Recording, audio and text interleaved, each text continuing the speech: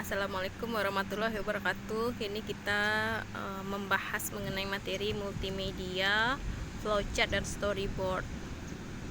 Multimedia adalah kombinasi dari gambar, teks, suara, grafik, video, dan animasi yang dibuat dengan menggunakan komputer.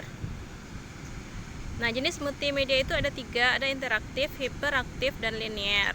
Interaktif, pengguna dapat mengontrol apa dan kapan elemen itu ditampilkan. Jadi kalau Anda mau berhenti, mau ambil di bagian tengah, atau mau ke kuis, nah itu disebut dengan interaktif. Jadi Anda tidak perlu menonton sampai habis video yang dibuat. Sedangkan yang hiperaktif mempunyai banyak hubungan atau link dengan berbagai elemen yang ada dan pengguna dapat mengarahkannya. Nah, kemudian kalau yang hiperaktif, linknya lebih banyak, kemudian ada elemen tertentu yang bisa kita arahkan kemana multimedia yang kita inginkan. Lalu ada multimedia linear, ya hanya bertindak sebagai penonton, contohnya film. Keunggulan multimedia membantu mempertajam pesan yang disampaikan, menarik indera dan minat, mempermudah dan memperlihatkan siklus dan perkembangan suatu makhluk hidup yang tidak dapat dilihat dengan mata telanjang, mempermudah penyampaian materi, tampilan menarik dan bervariasi, menghilangkan rasa bosan siswa dalam pembelajaran. Perangkat multimedia itu ada perangkat keras dan ada perangkat lunak. Perangkat keras disebut dengan hardware. Ada unit masukan, CPU, penyimpanan, dan unit keluaran. Lalu ada perangkat lunak.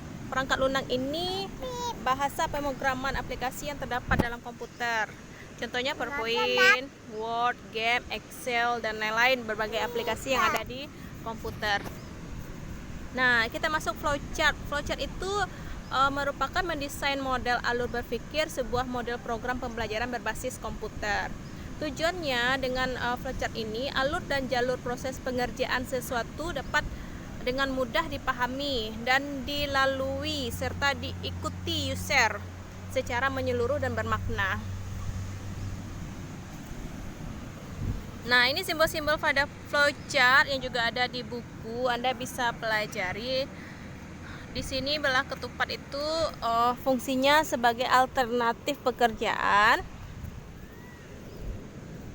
Kemudian ada persegi panjang, sebuah proses pengerjaan. Kemudian ada jajaran genjang, input dan output dari hasil suatu proses. Nah, banyak lagi di sini ada oval untuk memulai dan mengakhiri suatu pengerjaan. Nah, ini contoh flowchart. Bagian memulai dan mengakhiri suatu pekerjaan itu berbentuk oval tadi, start. Nah, untuk kumpulan ada berbentuk belah ketupat seperti ini. Sedangkan persegi panjang itu proses pengerjaan. Nah, panah di sini berarti pengerjaan tersebut dimulai dari start, kemudian di start tersebut ada menu, setelah start ada menu utama. Menu utama ini nanti ada beberapa tombolnya, ada tentang apa media yang kita buat, petunjuknya, dan apa hasil akhirnya. Tapi jika Anda ingin membuatnya di program pembelajaran, ini bisa Anda ganti, boleh pakai kompetensi, kemudian boleh materi tetap ada ulangan. Mungkin di sini Anda ganti ulangan harian yang direction, atau cukup 3 saja juga boleh, atau mau nambah lagi akhirnya misalnya rangkuman atau daftar istilah, boleh saja. Nah, jika di menu utama berarti berisikan 4 tombol. Ada tentang about, materi, direction, dan goals. Nah, nanti di sana kita bisa pencet lagi. Jika dia cuma proses pengerjaannya 1 kali, kita pakai saja yang persegi panjang.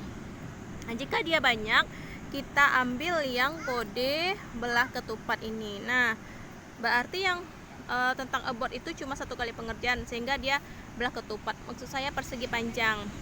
Nah, kita lihat di menu materi. Ini memperlihatkan setelah menu utama tadi, menu materinya ada materi 1, 2, 3. Jadi pengerjaan di sini terstruktur. Jika dia sudah materi 1, dia akan materi 2, lanjut materi 3. Nah, kemudian di result, nanti pas di result dia bisa balik ke keluar, bisa lagi kalau hasilnya seandainya di bawah KKM, dia bisa lagi ngulang ke menu materi. Nah, habis itu exit masih dia ellipse.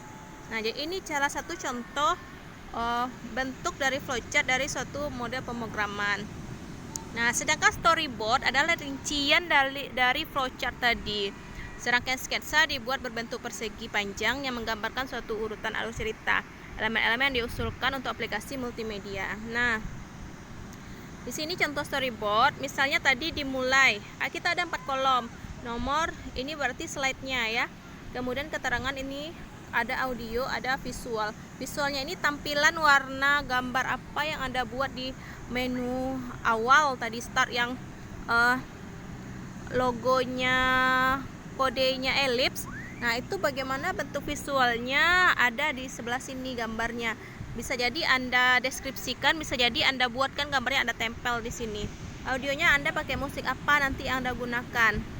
Nah, kemudian keterangannya apa saja nanti yang akan dibacakan oleh suara soundnya nanti. Nah, kemudian keterangan ini biasanya dibuat orang seperti yang tadi.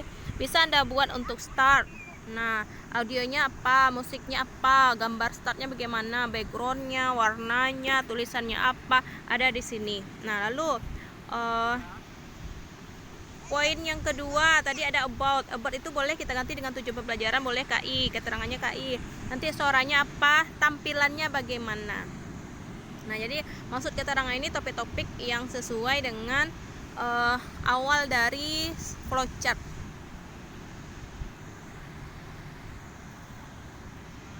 Nah, misalnya ini kita contohkan ya.